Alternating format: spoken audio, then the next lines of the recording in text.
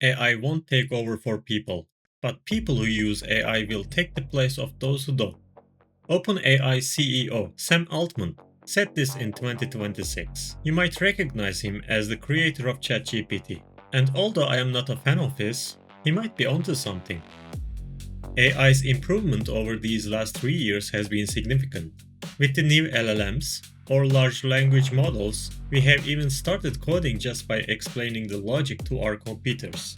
There's a class in computer science called CS 101, and its main lesson is this. Computers are powerful. They can look through masses of data and do billions of operations per second, but they are stupid. However, with LLMs and the improvements in AI, they have started to understand our world. They are not thinking yet. That is just a marketing strategy being shown to us. But even though they haven't quite started thinking, some jobs have already started to disappear. For example, architectural visualization.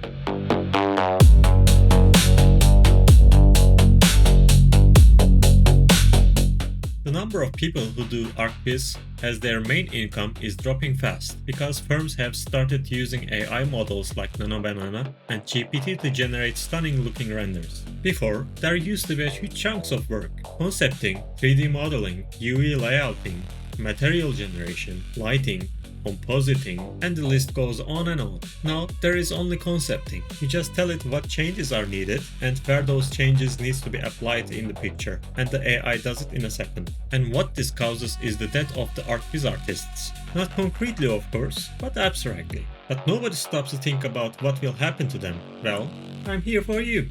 Okay, let's imagine a staircase and a kid who wants to climb it. That kid is you.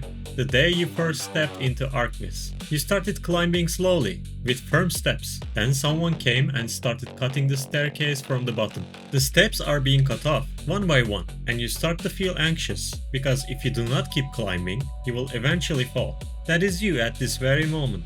So you keep climbing, and eventually you reach the next floor.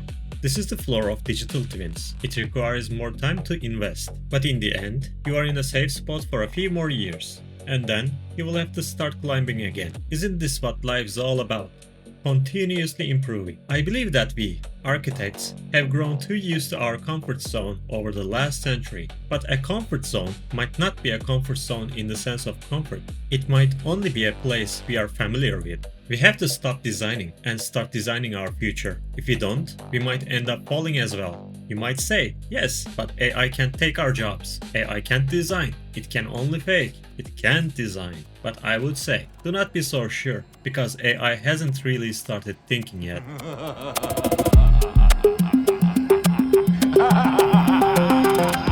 Okay, breathe, because this is the part where I tell you what you can do to survive. For real-time presentations, learn Unreal Engine. It is a fast, graphically impressive, and very flexible engine for building experiences. Yes, everybody calls it a game engine, and that was its main focus. But over time, its capabilities have shown us many new ways of presenting.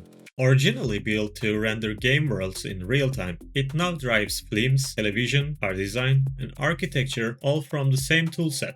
And I am not just talking about walking through a building that doesn't exist yet, changing materials or rendering. I am telling you there are much bigger ideas you can present through a custom build. Imagine a design that a static render simply cannot carry. Maybe it needs sound. I'm talking about the feeling of what is being presented. Think about Apple, for example. Apple isn't Apple because they made iOS. They spent billions on their marketing and on how their products leave a premium feeling on their customers. Of course, there is more to it than that, but you got the idea. Analytical data and simulations are achievable as well. But I hear you asking, we don't know how to code. Well, I have good news for you. Unreal Engine just announced they are integrating AI systems through an API directly into the engine, writing all the code you need from the logic you described. It's time for every ArchViz artist to become a developer as well. And if you want to start building this way today, that is exactly why I made our OmniViz template. It is up on Fab and the link in the description. Go try it and study it. For simulations, you can learn C++ system architecture. I thought long and hard about putting this one on the list. Reason 1. It is fast. Reason 2. It is compatible with Unreal Engine because Unreal itself was built in C++. That means when you hit the limits of visual scripting, you can drop straight into the engine's own language and bend it to your will, with no translation layer in between. Reason 3 is the first-class language for OmniViz. OpenVST itself is C++ at its foundation. Kit extensions can be written in C++, and connectors and plugins are available for C++ as well.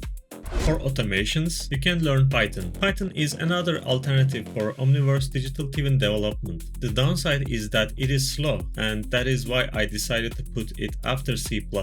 Think of Python as a wrench. It can do many jobs, but it is limited by speed. Still, it is the easiest language to start with, the most forgiving to read, and the fastest to prototype in. From scripting repetitive tasks, to wiring up AI tools, to automating your whole pipeline, Python is the glue that holds a modern workflow together. You will not build the fastest simulation with it, but you will get things working quickly, and sometimes that is exactly what you need.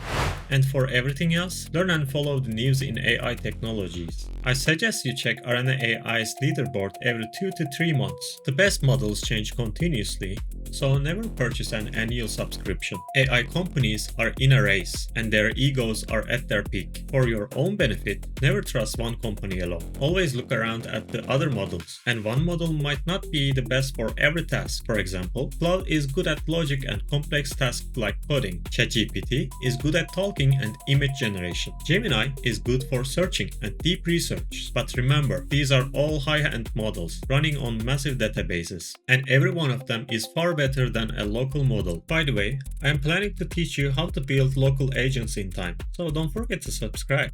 Now you know what must be done to stay alive. As architects and designers, it is time we start building our own future in a digitally evolving world. And to do that, we must strengthen our digital foundations as well. I know there are a lot of you out there struggling to get a grasp on something in this industry. An industry surrounded by gold diggers who value money over quality. As a wise man once said, there will be no savior if you don't try to save yourself first. So let's unite. Share our thoughts and our progresses on the ArchViz Discord channel. You can find the link down below. For a better tomorrow, I will see you in the next one.